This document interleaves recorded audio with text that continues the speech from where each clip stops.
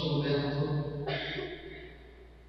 Deus tem me dado a oportunidade, o privilégio desses dias, desse início de ministério.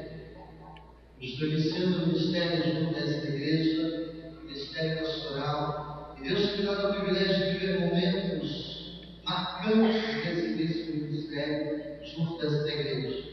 Este momento é um momento marcante da minha vida. Hoje, como seu pastor, nós estamos vivendo alguns momentos juntos, né? Uma pena que muito rápido estou chegando, o Roberto está indo, né? Eu estou perdendo o Roberto aqui, mas eu tenho tido o privilégio de conversar algumas vezes com o Roberto, de conhecê-lo um pouco mais, e certamente esse é um momento muito importante da sua vida, da vida da sua família e também da minha vida. Eu sou pastor, hoje como seu pastor dessa igreja, porque não há nada que possa arder mais e aquecer mais o coração do pastor, quando ele entende que a igreja está cumprindo o propósito de Deus. Enviar você para missões, Roberto, certamente é cumprir o propósito de Deus, certamente é cumprir uma ordenança, uma comissão que Jesus nos deu como igreja, como servos dele.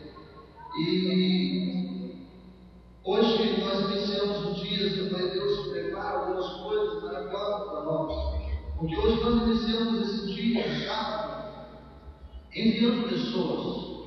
Hoje nós iniciamos os dias enviando.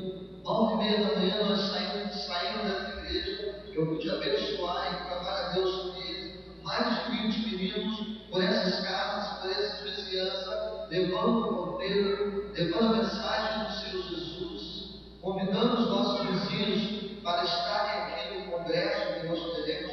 Quero abrir parênteses, semana que vem nós temos um congresso para a juventude dessa cidade. Todos estão convidados, meu pai está aí. E nós saímos por essas casas, saímos pelas vizinhanças, não apenas convidando, mas também deixando o convite e evangelizando. Então nós estamos enviando, começando o dia enviando, e hoje nós estamos aqui enviando você a missões. E falar no curso de comissionamento, pregar no curso de comissionamento, certamente é falar de missões. Isso arde o meu coração e alegra o meu coração, porque missões, falar de missões é falar do tema principal da Bíblia, porque a Bíblia revela para nós um Deus missionário. Toda a história da Escritura Sagrada revela para nós o Deus missionário que caminha em direção à humanidade caída e perdida. O Deus que ao longo da história tem levantado pessoas e enviado em missões para que a sua palavra, a sua mensagem chegue aos corações das pessoas perdidas.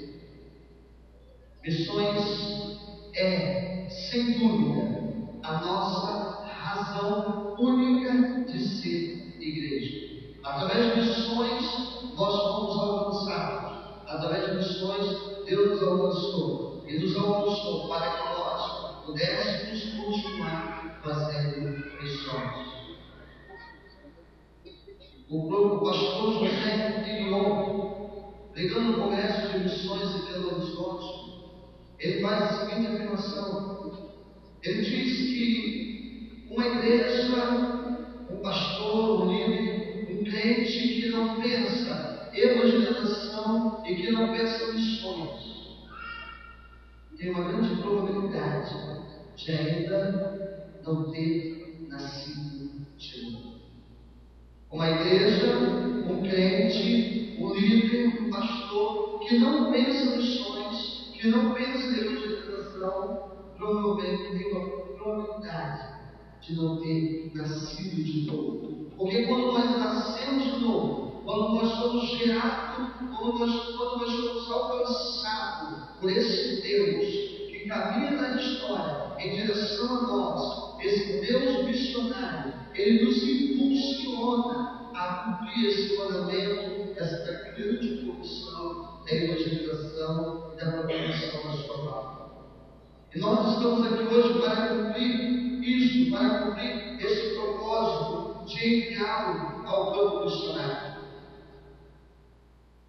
Schneck diz que a natureza missionária da igreja tem sua fonte e modelo na continuação da missão de Jesus Cristo. Porque Jesus Cristo veio ao mundo para revelar o Deus aos cegos de corações e aos perdidos. Jesus veio ao mundo para revelar o Deus que salva, que transforma, que realiza todas as coisas. Por isso, a igreja precisa exercer essa natureza missionária, de continuar a obra que Jesus Cristo iniciou. E é nesse sentido que nós precisamos entender, nós precisamos pensar enquanto igreja, que cada crente, cada pessoa salva, cada pessoa resgatada por Deus é chamada a um serviço missionário. Alguns de maneira diferente, como Roberto, que está sendo enviado a outro campo, a outro país. Por isso ele precisa dedicar um tempo maior. Por isso ele precisa dedicar totalmente a sua vida a este trabalho. Mas nós não podemos perder de vista que cada crente em Cristo Jesus, cada pessoa salva por Cristo Jesus, ela tem a responsabilidade, o chamado de exercer missões, que é de pregar a palavra de Jesus Cristo em seu contexto, aonde Deus tem colocado cada crente em cada parte da igreja. Diante dessas coisas, eu quero convidar você, aos irmãos, a abrirem as suas Bíblias no livro de João, capítulo 1, versículo 18. Eu não vou dizer nada que você nunca ouviu, mas eu quero afirmar duas coisas no seu coração. Eu quero que você saia daqui nessa noite pensando em dois pontos que eu quero destacar para você. João capítulo 15, João capítulo 15, versículo 16. João 15, versículo 16.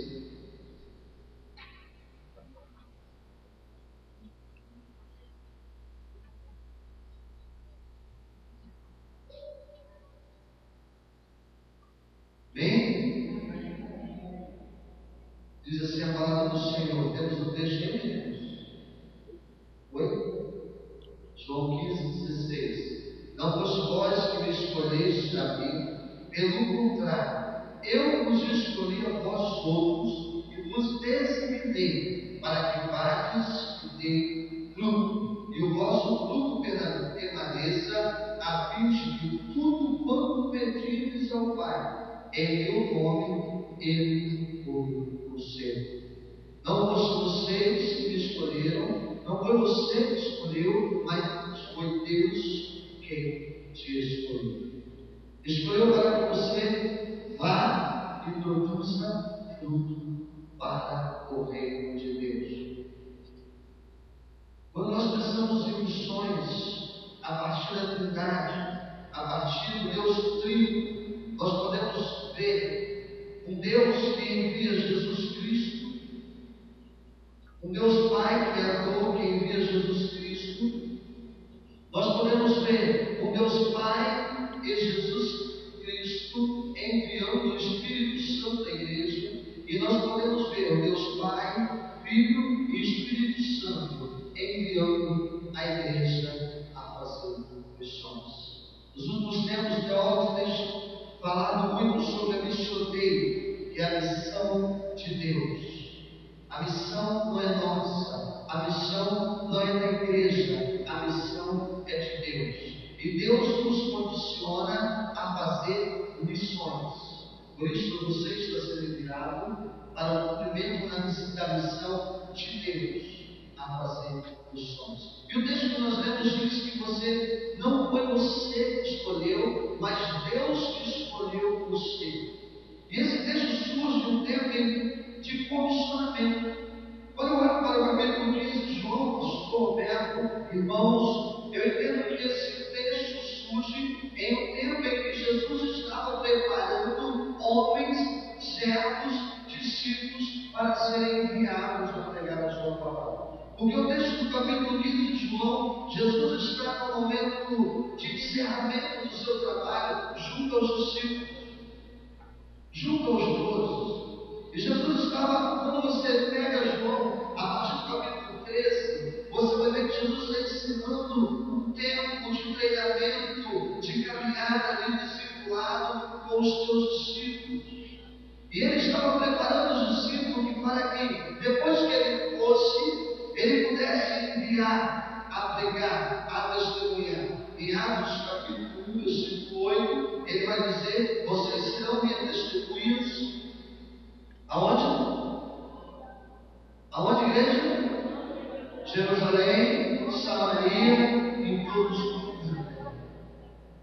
Jesus estava dizendo isso para os discípulos, para aqueles que ele estava enviando. Na grande comissão de Mateus capítulo 28, Jesus diz aos discípulos: ide e fazei discípulos de todas as nações. Jesus estava aqui em João 13 preparando estes homens para enviar. E eu quero destacar duas coisas para você.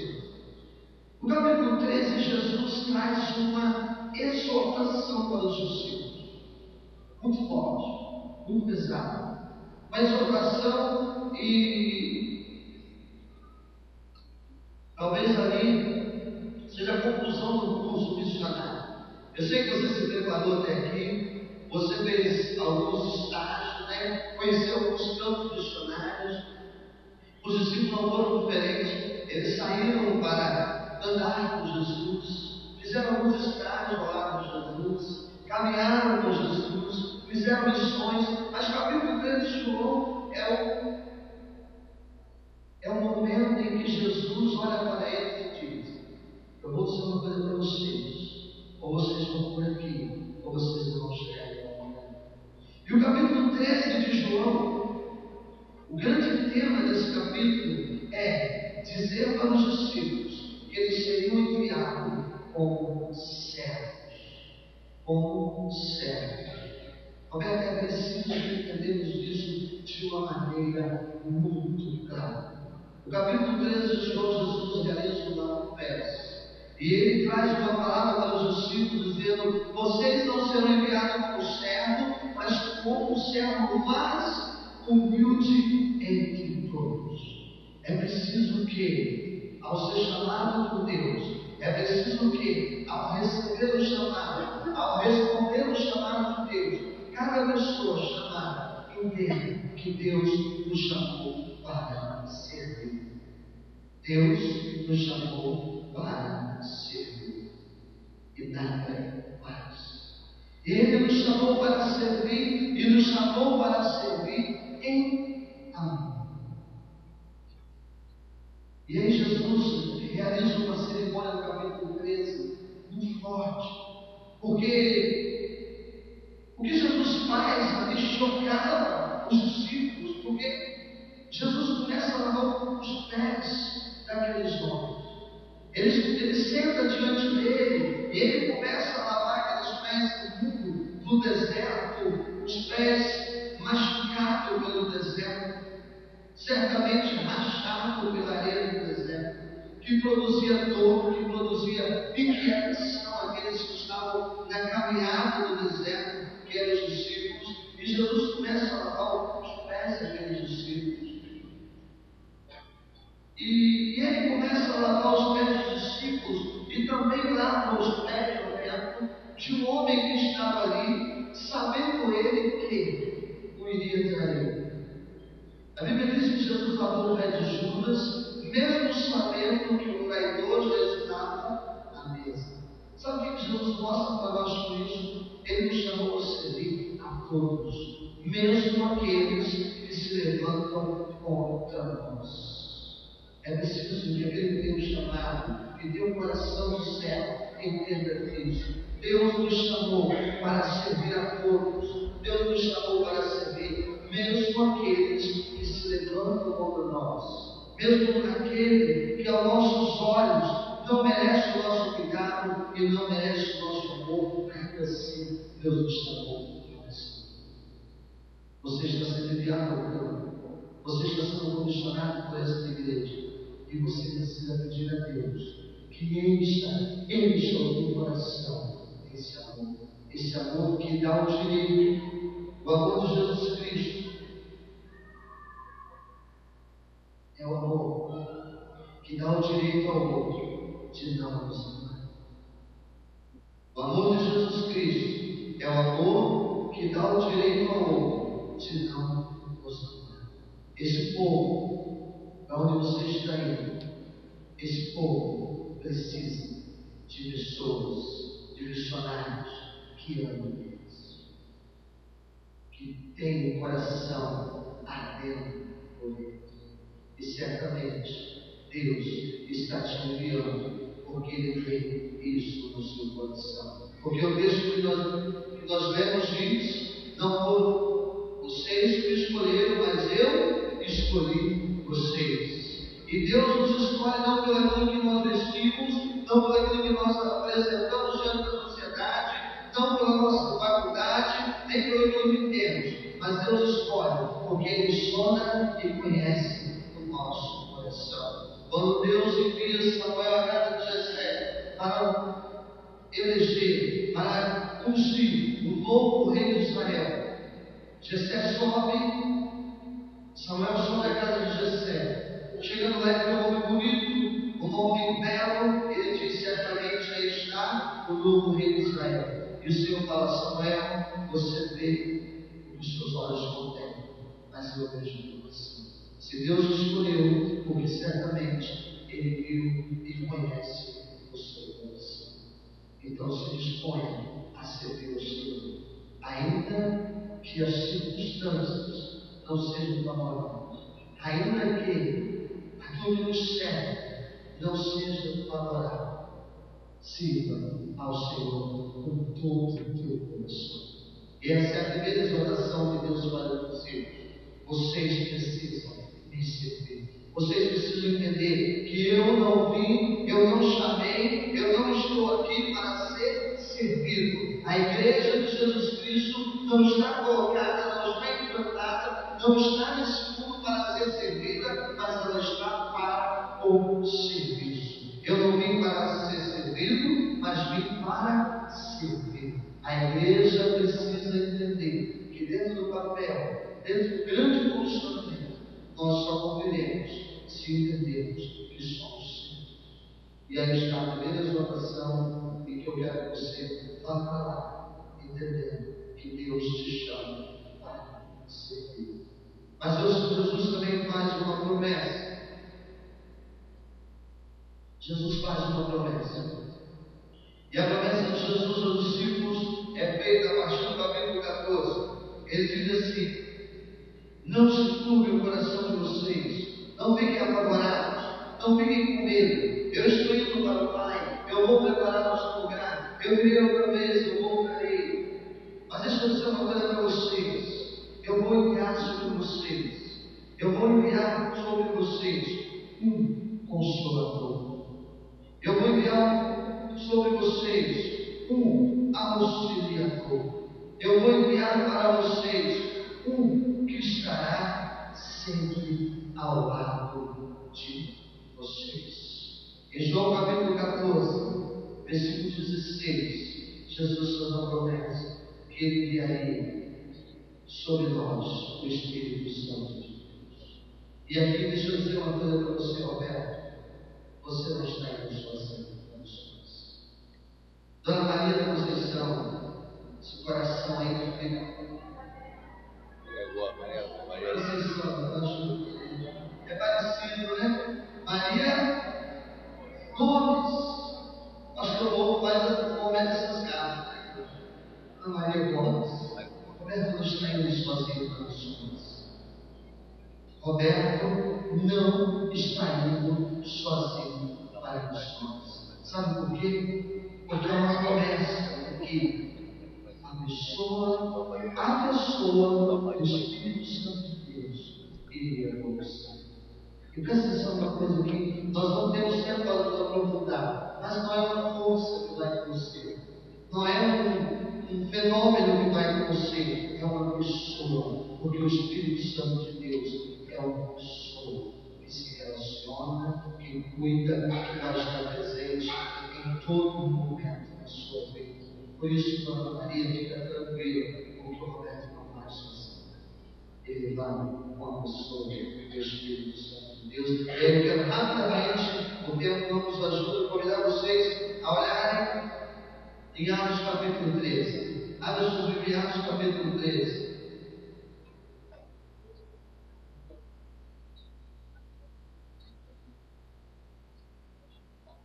Atos capítulo 13, Barnabé e Paulo é enviado pela igreja para o exercício missionário, para missões. E aqui eu quero destacar com você, pastor Roberto, essa afirmação e essa promessa de Jesus. Jesus disse que não foi nós que escolhemos, mas Ele quem nos escolheu. E se você olhar para o versículo 2 desse capítulo, você vai descobrir que quem escolheu Paulo e Silas foi o Espírito Santo de Deus. E servindo ele ao Senhor, e jejuando, disse o Espírito Santo, separai-me agora, Barnabé e Saulo, para que eles cumpram a obra que eu tenho chamado. Quem nos separou? O Espírito Santo. É Deus, na pessoa do Espírito Santo, que tem chamado você. E veja o que vai dizer o texto do capítulo 13, versículo 4. É Ele também que vai enviar. É o Espírito Santo que vai enviar. Nós nos reunimos como igreja para que, através do Espírito Santo de Deus, pelo cuidado do Espírito Santo de Deus, nós abençoamos a sua ida. E enviando, pois, pelo Espírito Santo, desceram a Seleucia e dali navegaram para Chipre. A Bíblia diz que Paulo e Silas foram enviados pela pessoa do Espírito Santo. Se você olhar para o texto, no versículo 9, você vai ver que o Espírito Santo é que vai revestir você de toda a autoridade. É o Espírito Santo que vai encher você de toda a autoridade para a proclamação do nome de Jesus Cristo naquele lugar. Se você continuar olhando para o versículo 13 e 52, é Ele quem produzirá a alegria no seu coração. Ainda que as coisas não aconteçam, ainda que as coisas não saiam da maneira que você deseja, Ele continuará produzindo alegria no seu coração. O texto diz que Paulo e Silas pregaram o Evangelho para os gentios. E eles receberam com muita alegria. Porém, quando eles foram pregar, os judeus se levantaram contra eles e oprimiram a vida deles. Se levantaram, caluniaram eles. Porém, veja o que o texto diz: o Espírito Santo, versículo 51, e este sacudindo por aquele, o pó dos pés, partiram para Icônio. Os discípulos, porém, transbordavam de alegria do Espírito Santo.